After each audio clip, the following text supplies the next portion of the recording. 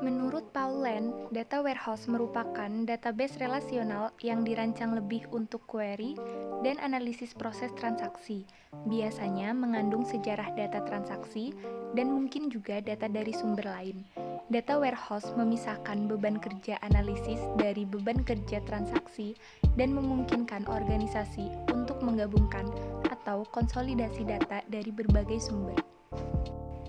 Kemudian di sini kita memiliki data warehouse, di mana data warehouse memiliki banyak data. Di sini banyak sekali skema. Misalnya ada skema human resource, purchasing, DPO, sales, person, dan production. Human resource atau sumber daya manusia yang ada di perusahaan. Ada 3 tabel pada skema human resource, yaitu yang pertama, employee department history, yang kedua, job candidate, yang ketiga, employee pay history.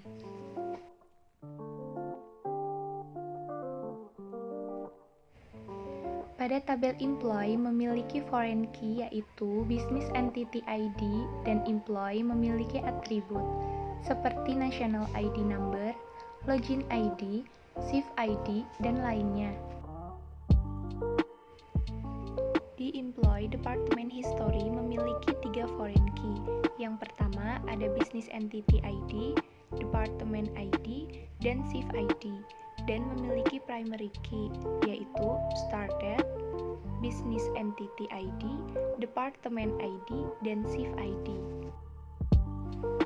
Kemudian, employee department history memiliki 2 tabel, yaitu department dan shift. Pada tabel department memiliki primary key yaitu department ID dan memiliki atribut seperti name, group name, dan modified date.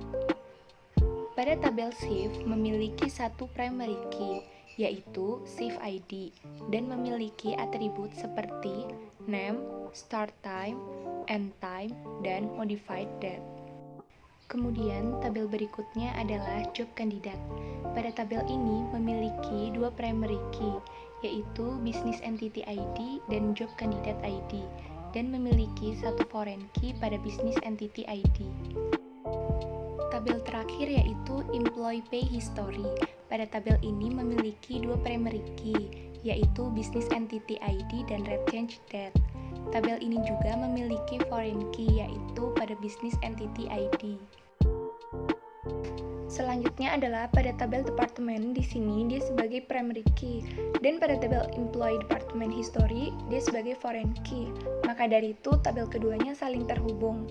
Pada tabel shift, primary key di sini adalah shift ID, dan pada tabel employee department history, shift ID menjadi foreign key. Maka dari itu saling terhubung. Pada tabel employee primary key di sini menjadi foreign key pada tabel employee department history. Makanya mereka saling terhubung.